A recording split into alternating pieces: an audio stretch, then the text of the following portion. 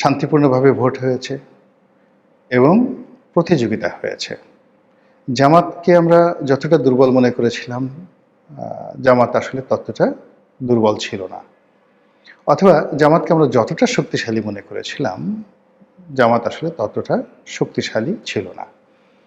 অথবা বিএনপিকে আমরা মনে করেছিলাম তারা যেভাবে নাকে তেল দিয়ে ঘুমাচ্ছে বা নিজেদের বিজয়ের ব্যাপারে তারা একেবারে শতভাগ নিশ্চিত হয়ে তারা যেভাবে হেলে-দুলে হাঁটছে, এই কথা আমরা যারা মনে করেছিলাম, কিন্তু বাস্তবে দেখা গেল যে প্রায় সব বিএনপি প্রার্থী দিন-রাত ২৪ ঘন্টা পরিশ্রম করেছেন এবং তাদের সবারই একেবারে চেহারা সুরত নষ্ট হয়ে গেছে ক্রমাগত একেবারে বিনিদ্র রজনীর কারণে। এখন এই যে একটা সুন্দর নির্বাচন হয়ে গেল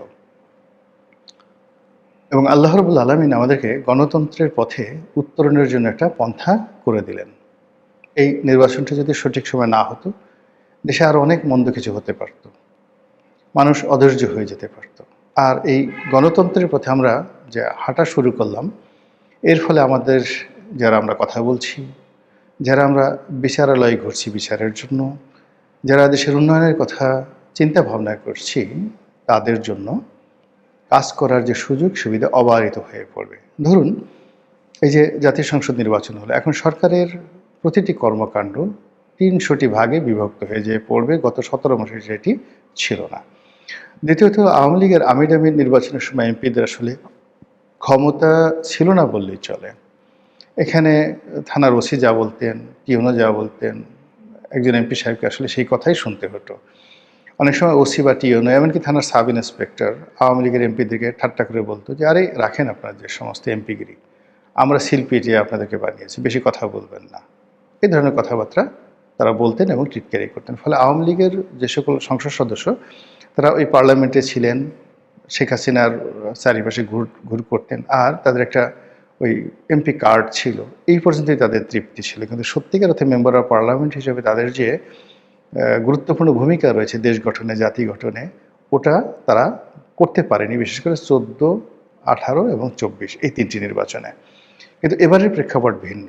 এবারে জামাতের যে প্রায় ৮০ জন সংসদ সদস্য রয়েছেন তারা সবাই শিক্ষিত, সবাই ডেডিকেটেড এবং সুদীর্ঘ সংগ্রামের ইতিহাস রয়েছে, ফলে তারা পার্লামেন্ট কাঁপাবেন। এবং আশ্চর্য ব্যাপার হলো এর বাইরে এনসিপি থেকে যারা আসছেন এই বিপ্লবীদের মধ্যে, যেমন হাসনাত আবদুল্লাহ আসছে, আক্তার আসছেন, তো অন্যান্য যারা আসছেন তারা কিন্তু কথা বলবেন, যথেষ্ট কথা বলবেন পার্লামেন্টে। আর অন্যদিকে বিএনপির যে সকল নেতাকর্মী, বেশিরভাগ অলমোস্ট সবাই গত ১৭টি বছরে রাজপথে তারা বারবার পরীক্ষা দিয়েছে। তাদের বাগ্মিতা, তাদের সাহস, তাদের শক্তি এত বেশি যে আমাদের যে ব্যুরোক্রেসি, সংসদ সদস্যদের উপর মাতব্বরি করবেন বা তুচ্ছতাচ্ছিল্য করবেন ডিসি সাহেব, এসপি সাহেব, ওসি সাহেব, এই সাহসই হবে না।